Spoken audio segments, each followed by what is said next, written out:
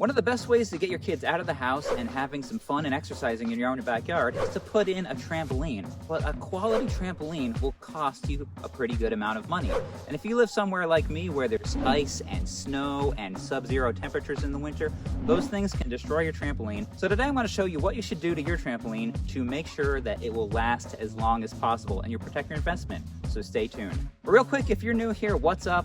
I'm Jeff, welcome to my backyard. This channel is Fun Size Adventures, where I try to help families like you get out on little adventures in your own backyard while keeping it on a budget. So I live here in the state of Maine. We have really harsh weather, basically December through March. Depending on the winter, we could have several feet of snow, temperatures that never make it above zero even during the day, icy winds, freezing rain, and that stuff can really deteriorate the soft parts of your trampoline. By soft parts, I mean the mat, the safety net, the spring pads, anything that's not metal. So today I'm going to take you along as I pack it up. It is beginning of November now. I know I'm in a t-shirt. We are having a unseasonably warm day, which is nice to get something like this done. This is a Zupapa upgraded trampoline. I'm going to show you things that are specific to this trampoline, but also the basic principles can apply to any trampoline. So if this isn't your trampoline, don't feel like you have to click away. The lessons learned here will apply to whatever trampoline you have. But most importantly, I'm going to show you the things you don't have to do.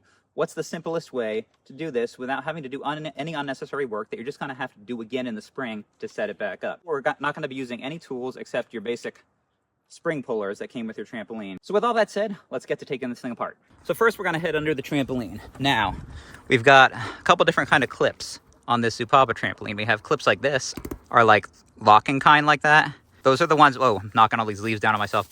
These are attached to the net. And then there's these kind that just hook on there. Those are the ones attached to the apron of the spring pad here. But while we're under here, we can undo all of them. That way we only have to be under here once. This is gonna be a dirty part of it. Another quick tip is make sure that you do this when it's been dry for a few days, if at all possible, because you want this to be as dried out as possible. That way you'll prevent molding and other things like that. Next, what we're gonna do is climb into the trampoline.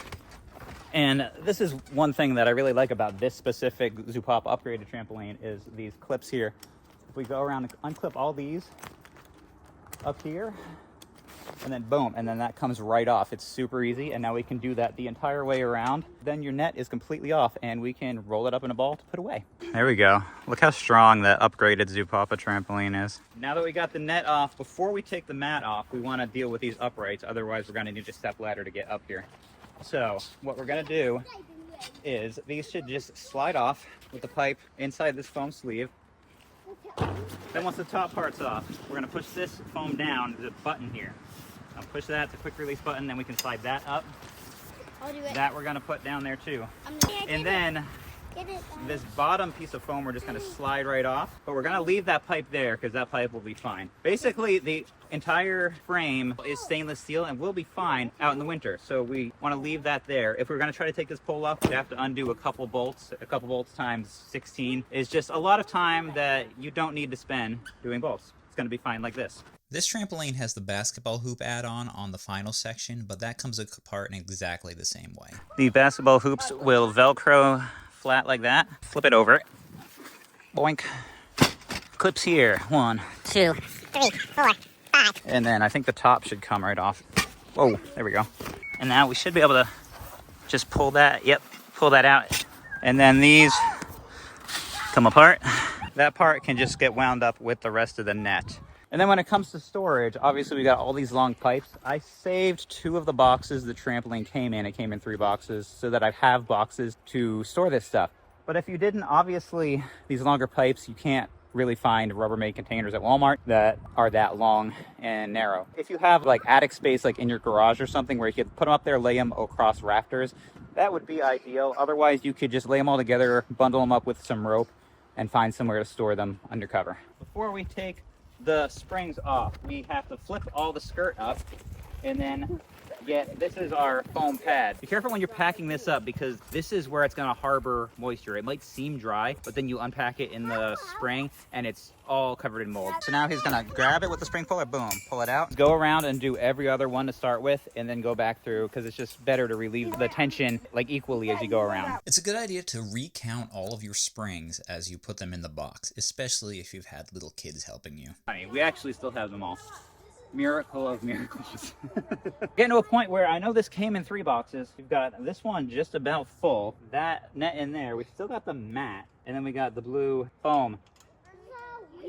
I don't know if this is going to fit in the 2 boxes. All right, so.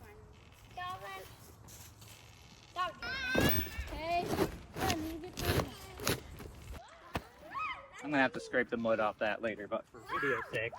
And then I'm going to throw the ladder on here as well.